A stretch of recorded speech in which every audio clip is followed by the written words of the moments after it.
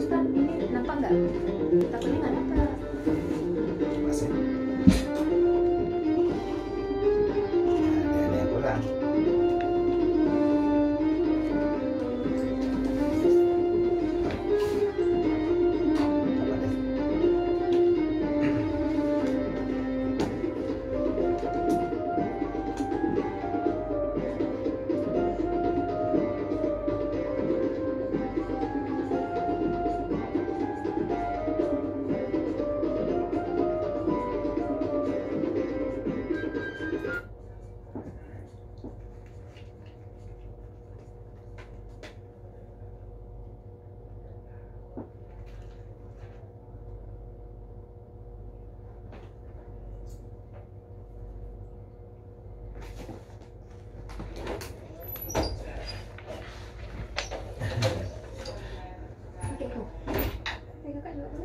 Ini aja.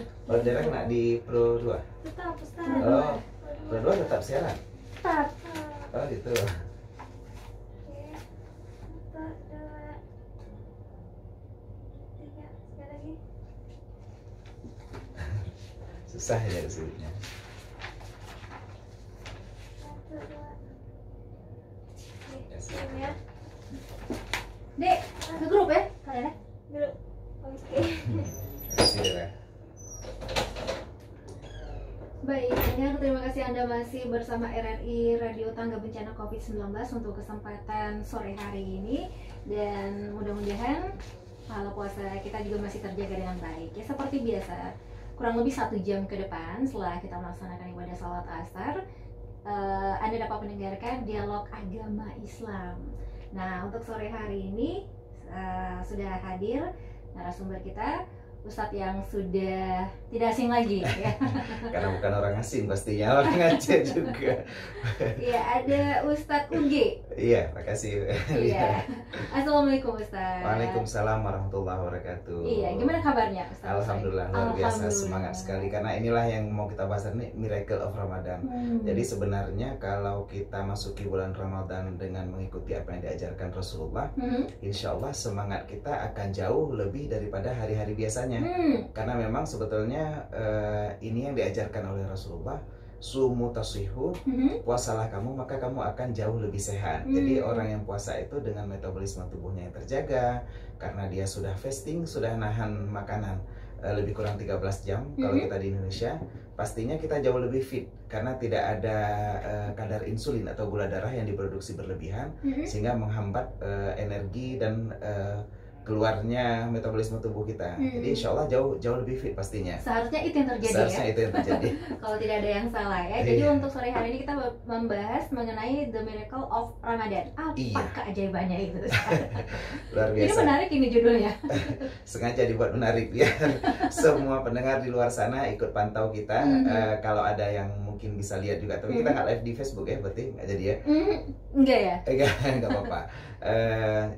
Untuk semua pendengar RRI di luar sana, baik yang pantau Pro 189,3 ataupun Pro 295,2, kita Radio RRI Tangga Bencana COVID-19 ini, insya Allah di masa bencana ini sebenarnya semangat kita memang nggak boleh turun, karena wabah bencana ini pun turun sebenarnya untuk menguji keimanan kita, dan pastinya malah di sini ada jauh hikmah yang terkandung dalam COVID ini saat terjadinya di bulan Ramadan. Kalau dulu kita menghadapi bulan Ramadan sebelumnya, mungkin ada kesulitan dalam memantau dan mengontrol nafsu kita. Saat ini di Miracle of Ramadan di tengah COVID, malah bagi kita yang biasa tergoda atau tersepona melihat wanita cantik, sekarang agak rem sedikit karena rata-rata sudah pakai masker semua. Jadi sudah cadar semua ya. Allah, tanpa sadar kita lihat semua wanita sekarang bercadar, mau Islam atau non Muslim, semuanya bercadar. Dan saat Allah menetapkan keputusannya, inilah yang disabdakan oleh Rasulullah, as-shaumu junnah, puasa itu merupakan perisai bagi kita. Jadi saat puasa kita lakukan di tengah wabah COVID seperti ini, kita juga pakai masker untuk melindungi droplet kita tidak terkena kepada orang-orang di sekitar kita. Kita menjaga jarak seperti saat ini di RRI. Jadi memang sebenarnya ini adalah ajaran-ajaran Islam yang terlaksana secara sempurna, dan inilah Miracle of Ramadan. Jadi kalau kita melihat apa hikmah di balik bencana COVID yang sekarang sedang melanda Aceh dan juga Indonesia serta dunia pada umumnya, kita bisa melihat bahwa keajaiban yang Allah turunkan Ramadan ini akan jauh lebih bermakna dan juga lebih berwarna pastinya. Ya. Jadi kalau kita mau menilai, sebenarnya Ramadan ini sendiri dia sudah syarat dengan miracle, artinya sudah syarat dengan hal-hal yang ajaib. Dari pertama keajaibannya sendiri dari namanya. Jadi Ramadan itu adalah salah satu nama dari 12 bulan Hijriah. Ada Muharram, Safar, Rabiul Awal, Rabiul Akhir, Rajab, Sya'ban, Ramadan, Syawal, Zulkaidah, dan Zulhijjah. Tapi tahu nggak Lia? Dan mungkin sobat kreatif semua mungkin kalau nggak sering-sering kepo atau nggak nyari di Google atau nggak kepengen tahu atau dengar ceramah, sebenarnya Ramadan adalah satu-satunya nama bulan yang tersebut dalam Al-Quran. Jadi Muharram sebagai awal pembukaan bulan dalam bulan Hijriah itu gak pernah tersebut. Safar apalagi Rabiul Awal, bulan yang memang diturunkan Rasulullah dilahirkannya penghulu alam dan juga Nabi kita bersama juga kekasih Allah. Tapi Rabiul Awal juga gak ada dalam Al-Quran. Rabiul Akhir, Rajab, Sya'ban gak ada, Syawal, Zulkaidah, Zulhijjah apalagi yang memang bulan mulia karena dilaksanakan ibadah haji itu pun gak ada. Akan tetapi hebatnya Ramadan tertera dalam Al-Quran dan langsung berdampingan dengan mukjizat yang paling mulia dari Rasulullah, yaitu Al-Quran.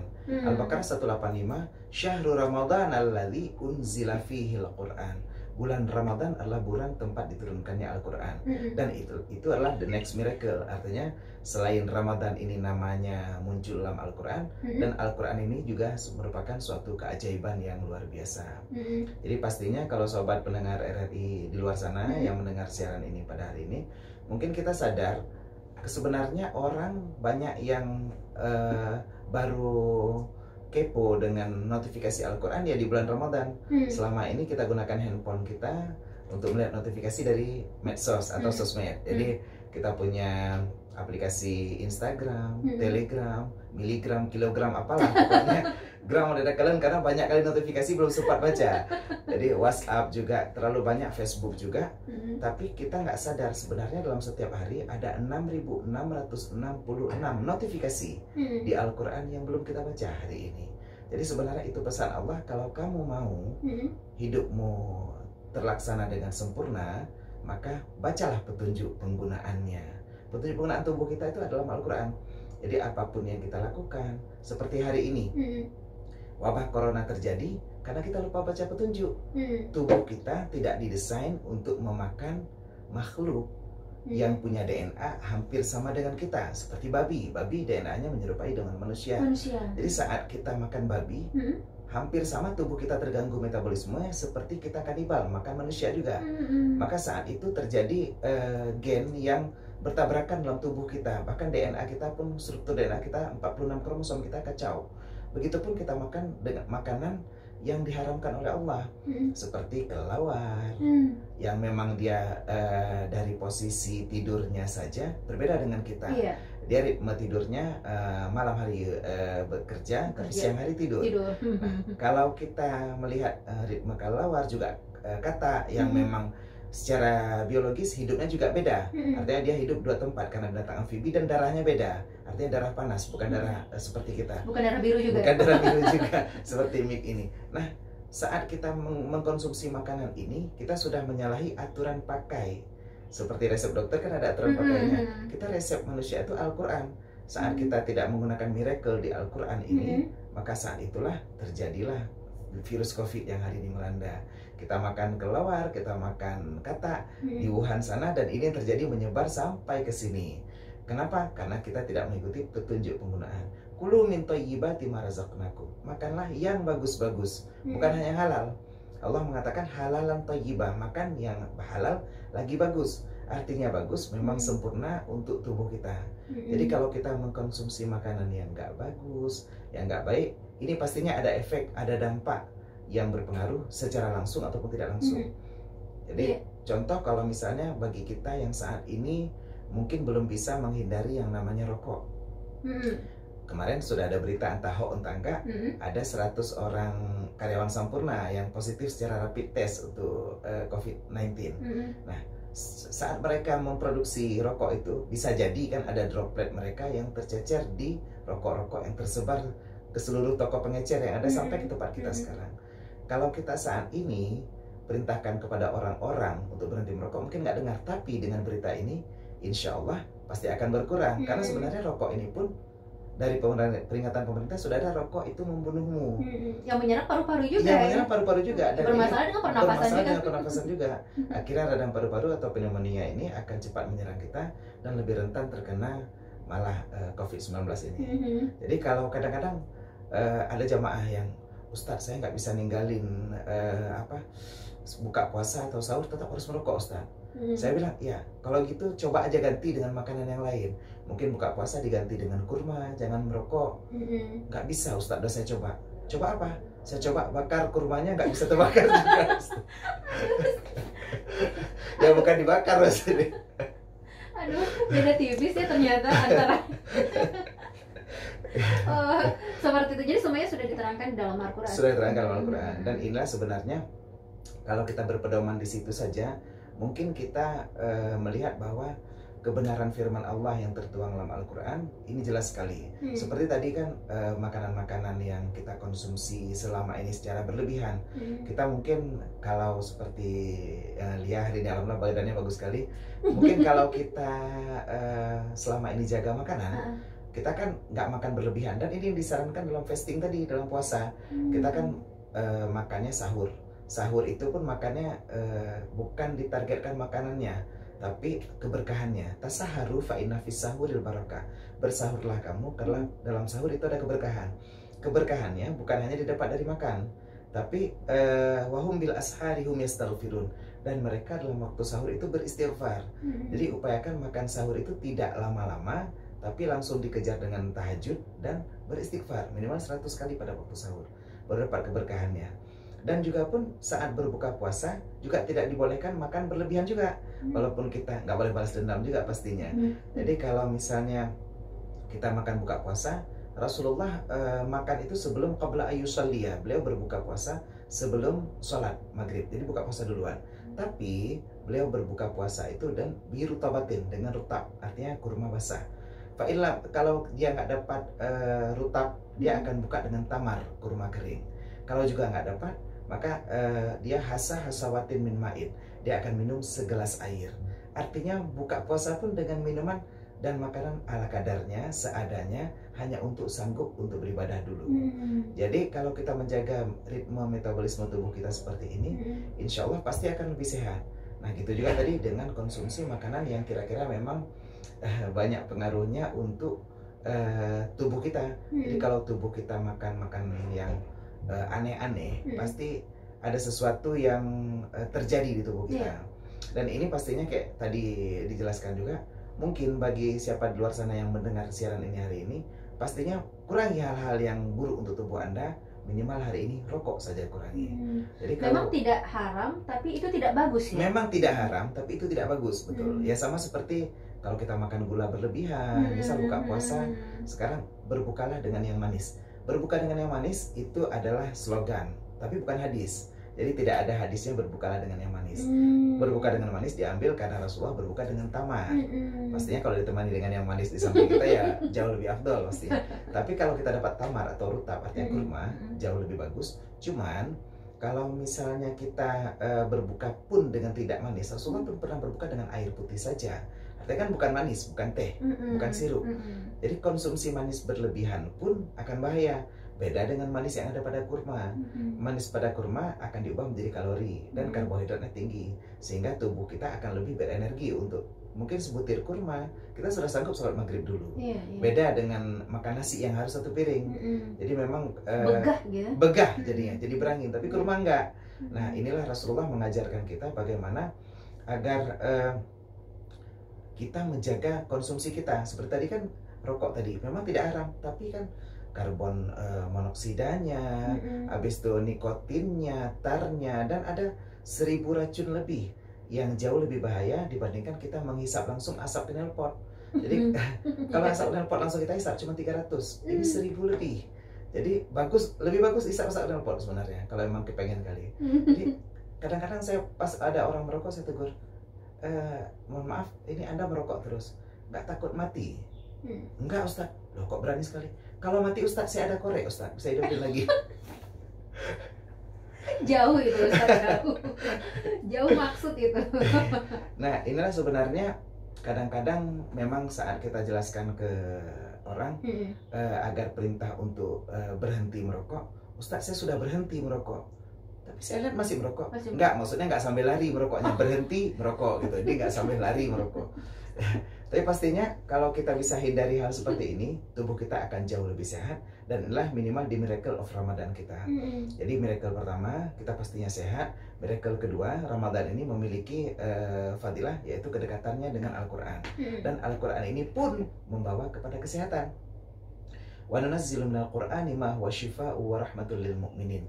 Dan kami turunkan daripada Al-Quran yang berupa syifa, obat, dan juga rahmat bagi orang beriman. Mungkin dia pernah dengar sekarang. Kalau kita dalam masa COVID ini ada beberapa metode untuk menghilangkan virus COVID ini. Nah, jadi metode pertama itu dengan lockdown, artinya memutus mata rantainya dengan memisahkan orang-orang dari orang yang ODP, orang dalam pemantauan ataupun PDP, pasien dalam pengawasan. Jadi orang-orang ini diisolasi dan dipisahkan. Itu metode pertama dan ini kita lakukan. Tapi daripada metode ini ada metode yang lebih bagus, cuman lebih mahal. Namanya dia menanamkan antibodi ke dalam tubuh manusia, atau diberikan obat untuk menghasilkan antibodi sendiri, tapi lebih mahal karena saat ini serum yang dipercaya bisa menghilangkan kuman ini mahal, dan sampai saat ini untuk regennya saja, mengetes swab test saja mahal sekali biayanya, makanya tidak bisa diproduksi massal. Yang paling murah pasti lockdown. Tapi selain menambah imunitas tubuh dengan vaksin, vaksin immunity, ada cara yang lebih bagus, dan ini sudah diteliti oleh profesor di Kanada, di Australia, dan Amerika. Selain suntikan tadi? Selain suntikan tadi, namanya Quranic immunity. Jadi saat kita membaca Al-Quran, saat itu tubuh kita tanpa sadar memang meregenerasi sel-selnya. Jadi kalau kita membaca Al-Quran, siapapun dia yang baca atau siapapun pendengar RRI dimanapun Anda berada, saat ini kalau Anda membaca satu ayat pun dari Al-Quran, secara tak sadar hati Anda melambat dan produksi jantung Anda, penyerapan ke tubuh itu jauh lebih optimal. Bahkan saat kita menarik nafas untuk membaca Al-Quran, kita butuh tarikan nafas dengan oksigen penuh, artinya kita tarik nafas lebih panjang.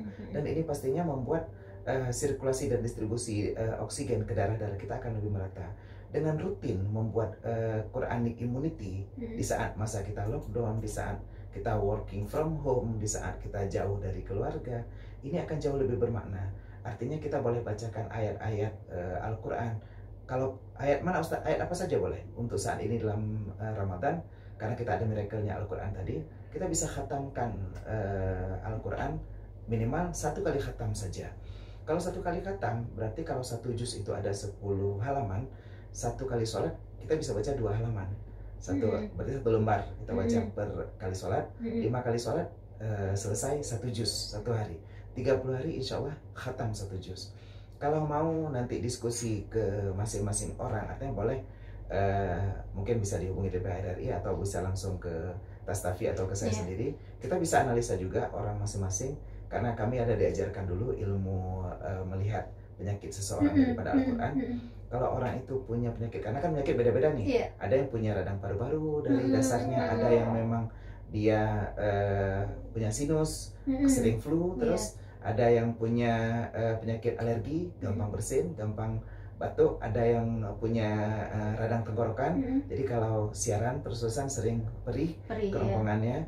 Ada yang penyakitnya di mata, artinya memandang layar monitor lama, berair, perih, keluar air mata juga, merah. Ada yang penyakitnya itu di kulit, kadang-kadang kita berada di ruang ber-AC, kulit kita terasa kering, kering. Nah, jadi penyakit orang-orang itu kan masing-masing beda. Nah, jadi setiap orang itu punya ayat sendiri untuk imunitasnya. Sebenarnya gitu. Jadi kalau kita ada datang jamaah yang mau bertanya langsung, kita lakukan surat istikharah, lalu membuka Al-Quran. Saat itu insya Allah dengan apa yang diajarkan oleh para ulama, guru-guru kita dulunya, dan ini bersanad, insya Allah kita begitu buka Al-Quran, nanti insya Allah ada ayat yang langsung bisa diamalkan untuk orang tersebut. khusus, especially for her atau for him. Jadi khusus untuk dia.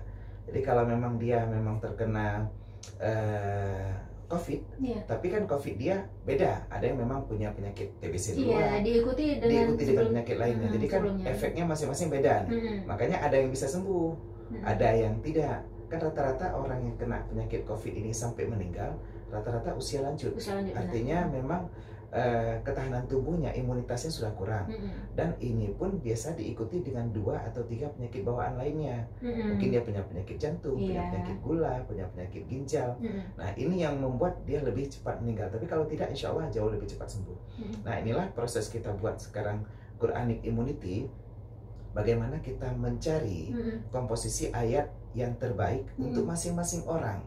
Itu dilihat dari penyakitnya. Dilihat kita begitu. Karena Allah tadi kan yang tentukan, jadi Allah yang tahu dengan kita. Jadi saat kita istikharah, mendeteksinya itu seperti apa? Mendeteksinya itu dengan doa. Pertama istikharah, setelah itu lakukan doanya. Pertama dengan membaca sholawat kepada Rasulullah, membaca Fatihah, lalu berdoa kepada Allah, ya Allah berikanlah petunjuk tentang ayat yang bagus dibaca menyembuhkan penyakit dari saudari Fulan bin Pulin. Gitu. Jadi kita sebutkan namanya dan insya Allah nanti saat kita buka Al-Quran, halaman pertama terbuka dan ayat pertama yang terlihat di kita itulah ayat petunjuk untuk kita. Jadi memang seperti itu. Jadi Ustadz nanya dulu ke yang bersangkutan sakit apa gitu keluhannya? Enggak nanya. Jadi kita cuma tanya namanya. Nah karena kayak yang perlu dengan orang itu nama dan binnya, artinya dengan orang tuanya. Kalau dia mohon maaf misalnya di luar nikah, berarti bintinya kepada mamanya. Karena dia nasabnya nggak boleh kepada ini kan. Jalur yang dilihat seperti itu. Dan ini sudah pernah dilakukan oleh Imam Al-Ghazali. Nah, jadi ini di Miracle juga, artinya Miracle of Quran. Al-Quran diturunkan di Ramadan. Berarti ini udah sejak lama nih? Sejak lama dan memang ini diajarkan memang keajaiban Al-Quran karena kan janji Allah dalam Al-Quran. Wa nunazzilu minal Qur'ani ma huwa syifaa'un wa rahmatul lil mu'minin. Dan kami turunkan daripada Al-Quran apa yang menjadi obat dan rahmat bagi orang beriman. Kadang-kadang mohon maaf, hari ini kita tahu ayat 1000 dinar. Wa may yattaqillaha yaj'al lahu makhraja wa yarzuqhu min haitsu la yahtasib. Ada orang yang mengamalkan ini, buka lipat sejadah sudah ada ayat, sudah ada uang di bawah sejadahnya. Tapi ada orang yang mengamalkan, ternyata loh kok saya nggak dapat. Ternyata itu tidak cocok untuk kamu. Ada orang yang sembuh begitu dia demam, dia minum paracetamol.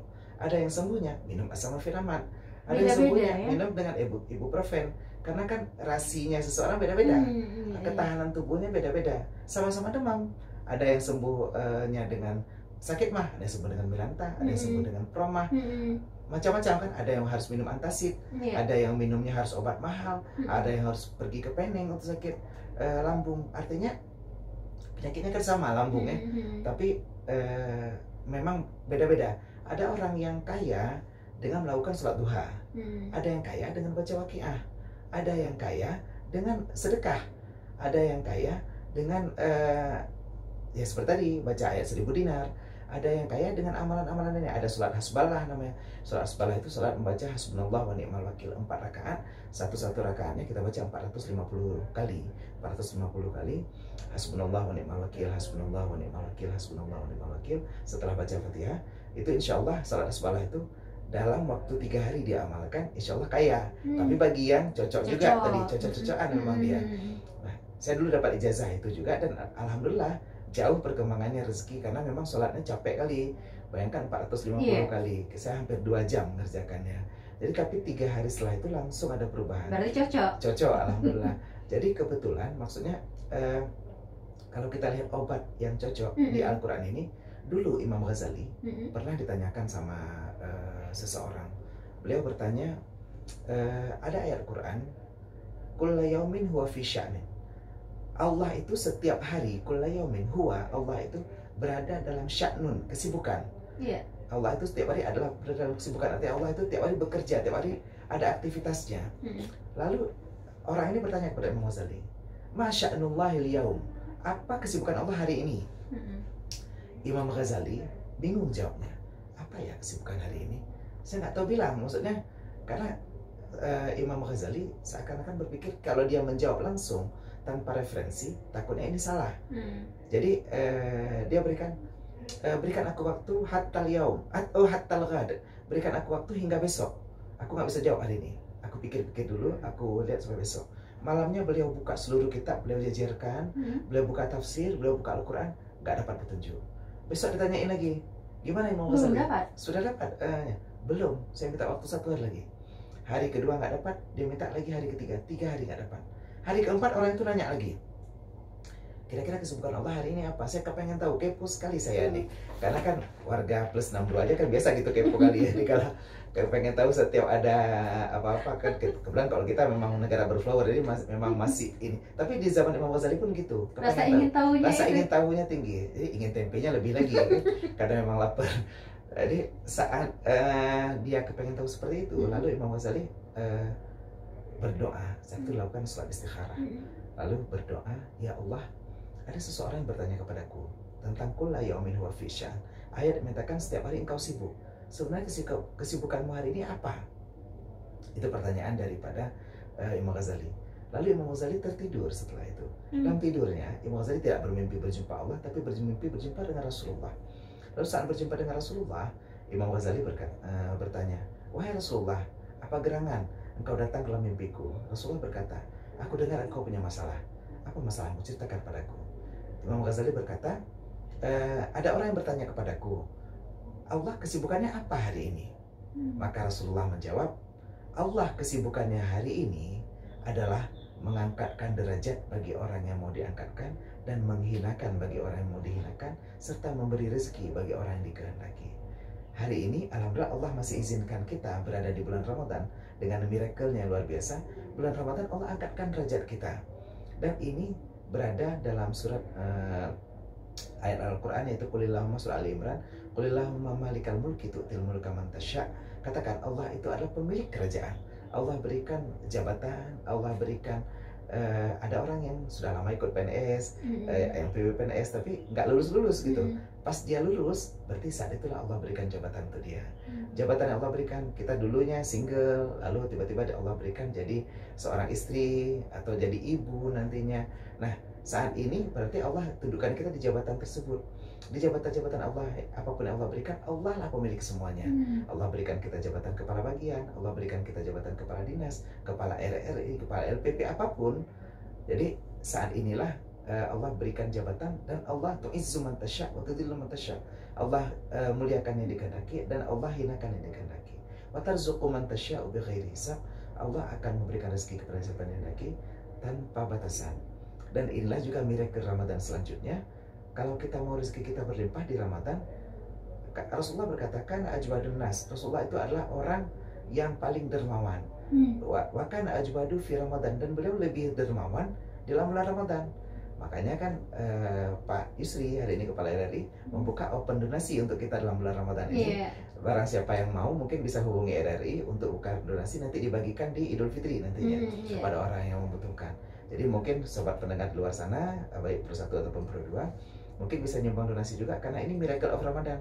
Barang siapa yang bersedekah di bulan Ramadan, maka lipatannya akan jauh lebih berkali-kali lipat. Jadi jangan takut miskin. Jangan takut miskin. Dan pastinya di Ramadan ini jauh. Jadi memang kalau kita bersedekah di bulan Ramadan, di luar Ramadan saja ini sudah banyak kali, apalagi di Ramadan. Pertama itu akan dilipat gandakan dengan 700 kali lipat. Jadi apapun yang kita nafkahkan itu akan berlipat seperti sebuah bulir padi yang ditanam, lalu tumbuh satu tangkai. Tangkai ini tumbuh lagi, setiap tangkai, 7 tangkai tumbuh 100 bulir lagi. Jadi setiap harta yang kita sedekahkan di jalan kebaikan akan berbuah seperti 700, dan ini berlipat ganda lagi di bulan Ramadan. Wallahu yudha'ifu liman yasha'. Allah akan melipat gandakan kepada siapa yang dikehendaki. Makanya kalau kita bersedekah, carilah momen terbaik. Inilah bulan Ramadan. Siapa yang nggak mau gitu? Siapa yang nggak mau ngejar miracle Ramadan ini?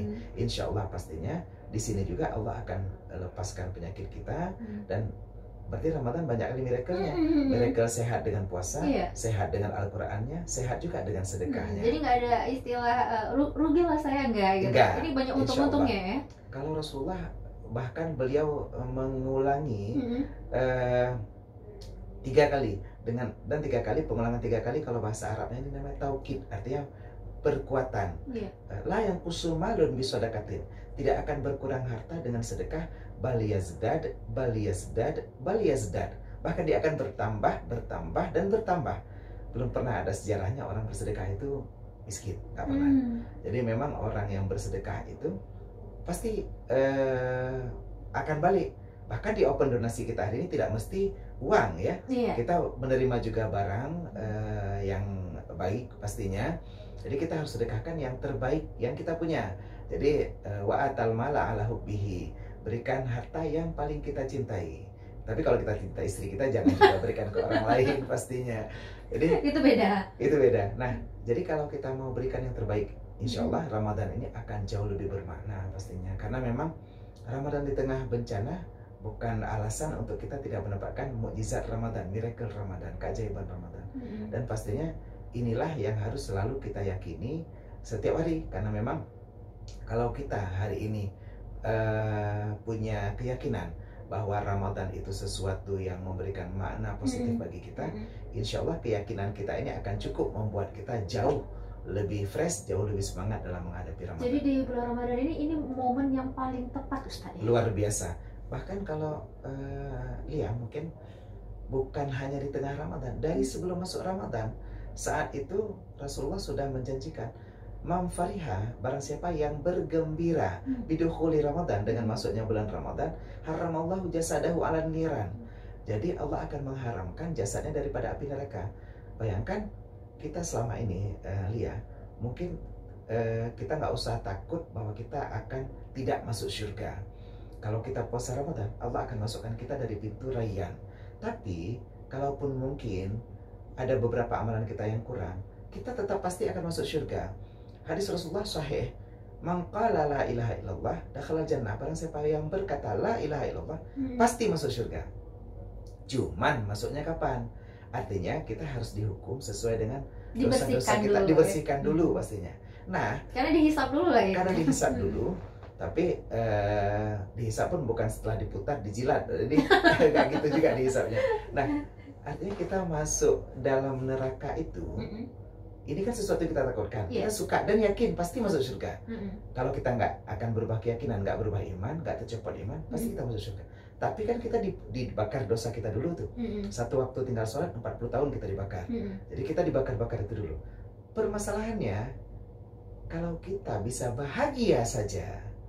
Jadi bahagia, happy is simple sebenarnya. Untuk bahagia itu sudahlah cukup merasa senang saja. Merasa senang dengan masuknya bulan Ramadan. Haramallahu jasadahu, Allah mengharamkan tubuh kita dijilat api neraka. Bayangkan, berarti kita nggak sempat masuk ke dalam neraka. Tapi mungkin untuk kaum muslimin ya yang beriman ya, pokoknya yang dari kecil sudah diajarkan untuk berpuasa, setiap mau masuk bulan puasa itu pasti ada rasa bahagia. Seharusnya it must be, tapi seharusnya seperti itu. Tapi sebagian orang ada yang mohon maaf mungkin merasa terbebani, aduh jadi tarawih lagi nih, aduh tahan lapar lagi. Tapi kalau dia tahu apa yang ada dalam bulan Ramadan, la tamannau an takuna sanatu kullaha Ramadan. Mereka akan bercita-cita bahwa satu tahun itu semuanya Ramadan. Kenapa? Saat ini kita sholat asar tadi, biasa kita cuma dapat 1 kali pahala, artinya pahala satu sholat asar ya 1 kali. Di saat bulan Ramadan hitung 70 kali. Siapa yang nggak mau? Kita sholat sunat biasa, sholat sunat sebelum asar tadi ya, cuma dihitung sholat sunat. Hari ini sholat sunat dihitung sholat fardu. Jadi siapa yang nggak mau? Bahkan sumtu tasbih. Hari ini, mohon maaf, Lia duduk di depan layar. Hari ini karena lagi puasa, malas ngomong, mungkin putarin musik saja untuk menghibur. Tapi sumtuhu, diam kita itu jadi tasbih. Dihitung subhanallah, subhanallah, padahal kita nggak ngomong apa-apa. Termasuk tidur gitu? Iya, termasuk tidur. Wanamuhu ibadah. Kenapa tidur kita ibadah? Karena kalau walaupun ini hadis dhaif, artinya kenapa ini hadis dhaif? Jangan orang menghitung keberhasilannya dengan banyaknya dia tidur di Ramadan. Tidur terus. Nah, pastinya begitu dia bangun lagi, tidur lagi ya, kayak Mbak Suri ya, tidur lagi. Jadi maksudnya kalau kita tidur di Ramadan ini, kenapa dihitung ibadah? Karena di saat itu saat tidur pastinya kita tidak berbuat dosa. Jadi kita tidak menggibah, menggunjing, mengupat, mencaci, memaki, mencela, mengejek orang lain. Ini nggak ada kita lakukan. maka pahala kita nggak ambiar. Ini yang membuat pahala dosa kita itu tetap. Nah, jadi mudah-mudahan kita tidur itu menjaga itu, tapi pastinya ibadah fardu tetap harus dijaga. Jadi jangan malamnya tadarus, siangnya tidur sampai kebablasan, duhur lewat, asar lewat, bangunnya pas mau buka puasa lagi. Ya, ini juga salah. Tapi pastinya tidur itu ibadah. Kenapa? Karena menghalangi kita melakukan dosa minimal saat itu. Kayak orang jangan dihitung salat fardu ya. Iya. Jadi dirapel semuanya. Dirapel cukup semua. sekali aja kan Cukup udah sekali ini kan udah cukup. Nah itu. Aduh. Jadi bukan dihitung 70 kali ya kan udah sebenarnya. Tapi ini pahala sebenarnya.